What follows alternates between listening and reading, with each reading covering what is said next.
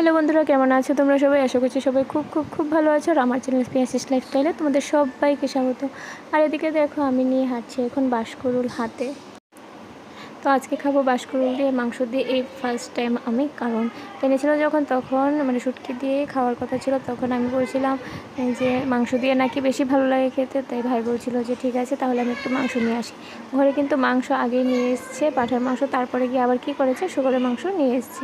তো এদিকে বাঁশকুড়ুলটা রাখলাম, পরে আমি ছাড়িয়ে দিব বদিকে। কারণ ভাই দুদিন বাদে বাদে বাঁশকুড়ুল নিয়ে আসে, আর বৌদি সেটা পছন্দ করে না। তাই আজকে এনে বলছিল যে তুই বৌদিকে ছাড়িয়ে দিস তোর বৌদিকে। আমি বললাম যে হ্যাঁ ছাড়িয়ে দেবো। আর এদিকে দেখো বৌদি এখন আমাদের জন্য ভাজছে ভাত, আমার জন্য আর আমার তনের বাবার জন্য। তো তনু এদিকে ছোটো ভাইয়ের ঘরে খেয়ে নেবে, কারণ এইসব দিয়েও খাবে না, বাটাটা দিয়ে। আর বড় বৌদির ঘরে খাবো মানে বাটা তো একটা হবেই, এ হলো ব্যাপার। আর কে কে বাটা দিয়ে ভাত খেতে ভালোবাসো অবশ্যই কিন্তু কমেন্ট করে আমাকে জানাতে ভুলো না। আর কে কে বাটা তোমরা ভালোবাসো অবশ্যই সেটাও বলো। আর আমার বড় বৌদি এত রকম বাটা জানে, সেটা তোমাদের বলে বোঝাতে পারবো না। আর বাড়িতে বাটা না খায়, কিন্তু বাবার বাড়িতে এসে খাওয়া হয় একটা, কারণ বৌদি জানে তনের বাবা বাটা খেতে ভালোবাসে। তো সেই জন্য বৌদি প্রত্যেক সময় মানে এমনিতেও করে, আমরা আসলেও করে। তো এই হলো ব্যাপার। তো এটা হলো কাঁকরোল বাটা। তো কাঁকরোল বাটা আমারও ভালো লাগে। আর এদিকে দেখো কি ইউনিকভাবে আজকে বৌদি কাঁকরোল ভাজা করেছে। তনের বাবা দেখে হাসছিল, কিন্তু এভাবে ও ভালোবাসে না, কিন্তু আমারই ভালো, মানে আমার ভালোই লেগেছিল। তো এদিকে দেখো ভাই এনেছিল পাঁঠার মাংস। তো এটা পাঁঠা না খাসি না কি, এটা নিয়ে এখন পর্যবেক্ষণ চলছে। আমি কিন্তু বুঝি না, এখন বৌদি ওরা দেখছিল আর হাসাহাসি চলছিল। তো যাই হোক, আমিও একটু দেখে নিলাম, কিন্তু আমি কিছুই বুঝতে পারিনি।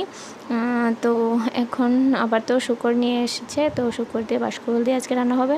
তো শূকর দিয়ে বাঁশকুড়ুল দিয়ে আমি বলছিলাম যে খেতে ভালো লাগে, তাই এনেছিল। তো আমি খেতে ভালো লাগে, আমি কিন্তু খাইনি, শুনে বলেছিলাম। তো বলছে যে আজকে করে নিই তাহলে।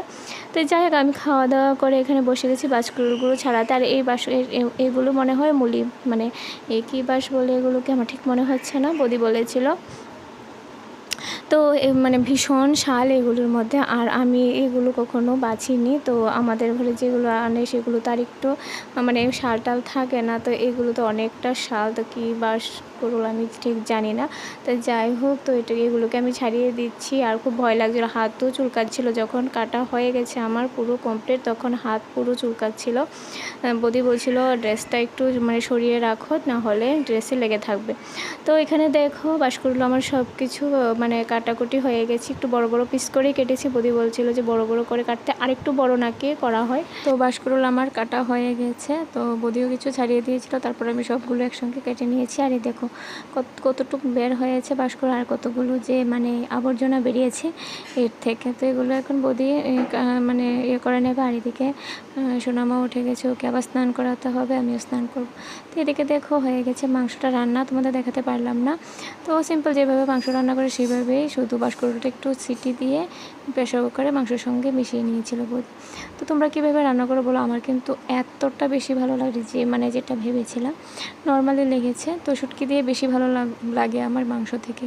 তো যাই হোক, খেয়ে বুঝলাম। তা তোমরা কীভাবে রান্না করো কমেন্ট করে জানাতে ভুলো না, তাহলে আমি একটু ট্রাই করব সেইভাবে। আর ভিডিওটা ভালো লাগলে অবশ্যই একটা লাইক কমেন্টে শেয়ার করে আমার পাশে থেকো, আর চ্যানেলটা সাবস্ক্রাইব করে দিই।